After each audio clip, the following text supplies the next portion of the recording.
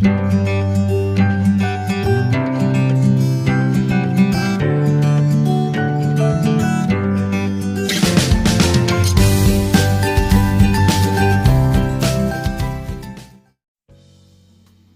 عليكم، كنتمنى تكونوا على خير وبصحه جيده. مرحبا بكم معايا فيديو جديد. اليوم ان شاء الله غادي نحضروا مع بعض فخيضات ديال الدجاج في الفران بطريقه جد سهله، وكيجيو رائعين، كيجيو زوينين بزاف. ممكن يمشيو في الفطور وممكن يمشيو للعشاء في رمضان. كنتمنى هذا الفيديو ينال الاعجاب ديالكم، وما تنساوش ديروا لي ابوني ولايك الى عجبكم الفيديو. بسم الله، غادي ندوزو لطريقه التحضير وذكر المقادير.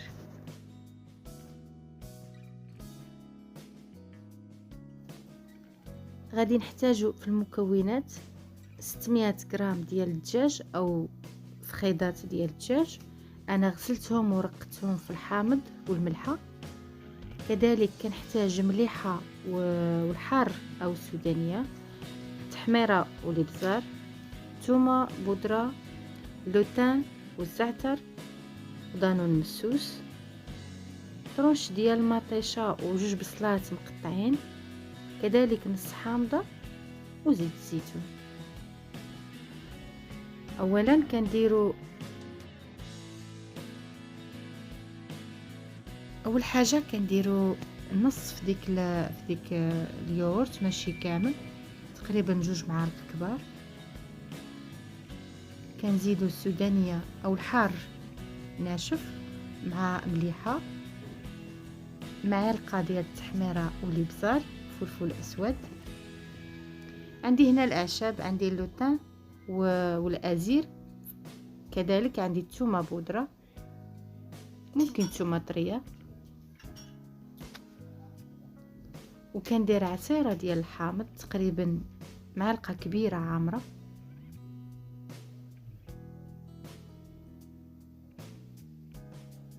وكندير تقريبا 2 معالق كبار ديال زيت الزيتون.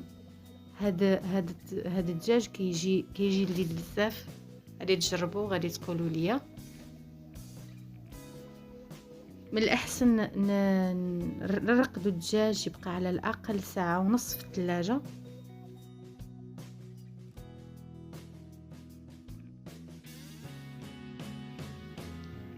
كنضيفوا هذيك الاعشاب المنسمه وكان ندخلوا مزيان ديك التتبيله في الدجاج. كنبقاو نخلطوا حتى كيتشرب مزيان هذيك التخليطه.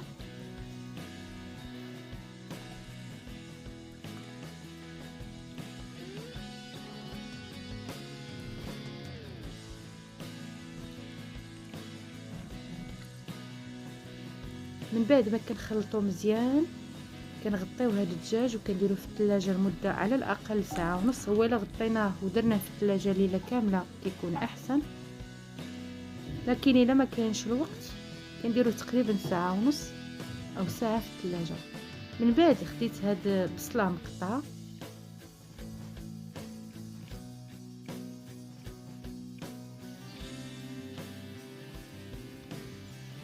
من بعد كندير حتى ديك مطيشه متوسطه مقطعه شرائح، حتى هي كنصففها تمايا. هذا الطبق ممكن يمشي مع الرز، ممكن كذلك مع خبيز. مع الرز كيجي هائل صراحه.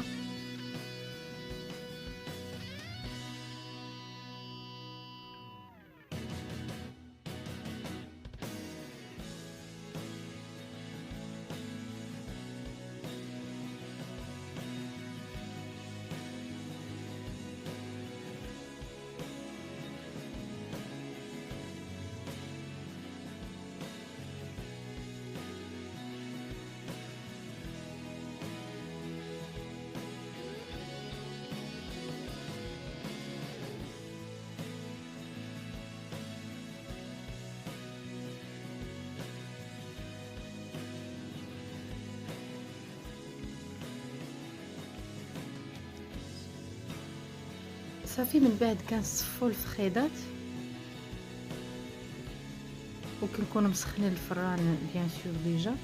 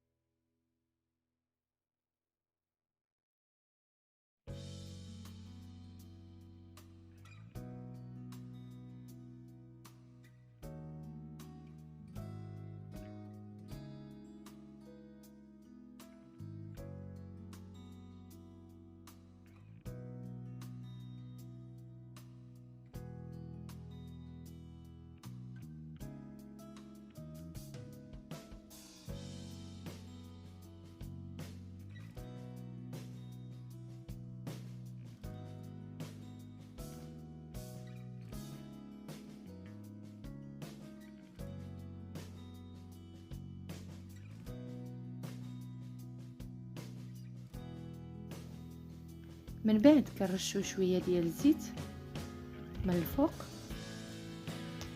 وكذلك كناخذ شويه ديال الزعتر. كيف قلت قبل درت الازير ودرت الزعتره، دابا حكيت شويه ديال الزعتر درته من الفوق.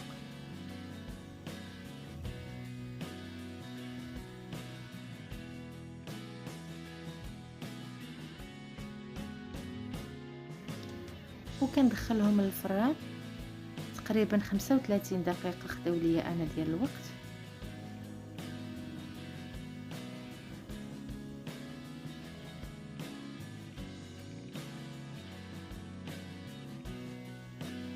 وهذا هو الشكل النهائي ديال الطبق ديالنا اليوم. صراحه ساهلين في التحضير، ولكن لذيذين بزاف مع ديك التتبيله مع ديك الاعشاب، وخصوصا الا ترقدوا كيجيو زوينين بزاف.